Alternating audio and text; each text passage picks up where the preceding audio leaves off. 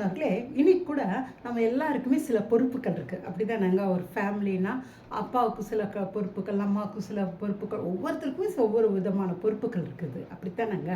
அதே மாதிரி தாங்க பவுல் சொல்கிறாரு, இந்த பூமியில் பிறந்திருக்க அதுவும் விசேஷமாக கிறிஸ்தவங்களுக்கு ஒரு முக்கியமான பொறுப்பு இருக்காங்க. என்ன பொறுப்புன்னு கேட்டிங்கன்னா, ரோமர் 1:14 போட்டிருக்குதுங்க. கிரேக்கருக்கும் அந்நியருக்கும் ஞானிகளுக்கும் மூடருக்கும் நம்ம சுவிசேஷத்தை அறிவிக்கணுங்கிறது ஒரு முக்கிய கடனாக இருக்குதுன்னு சொல்லியிருக்காருங்க. கடனா என்ன, ஒரு பொறுப்பாக இருக்குது. நிச்சயமாக அந்த கடனை நம்ம செய்யணுங்க. இன்றைக்கி கூட யோசித்து பாருங்களேன், பவுல் என்ன செய்கிறாரு, அந்த கடன் அந்த பொறுப்பு தம் மேலே இருக்கிறதுனால அவர் என்ன செய்கிறாருன்னு கேட்டால் ஒவ்வொரு இடங்களுக்கும் மிஷனரியாக போய் இயேசுவை அறிவிக்கிறாருங்க. அப்போ நற்செய்திங்கிறது இதில் என்னன்னு கேட்டிங்கன்னா, இயேசு எனக்காக சிலுவையில் என்னுடைய பாவம், சாபம், வியாதி, மரணம், தரித்திரம், முதுமை எல்லாத்தையும் சுமந்து தீர்த்தாருங்கிறதாங்க நற்செய்திங்கிறது.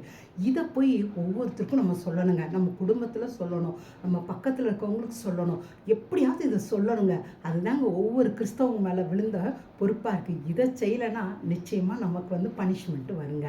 தேங்க்யூங்க. God bless you.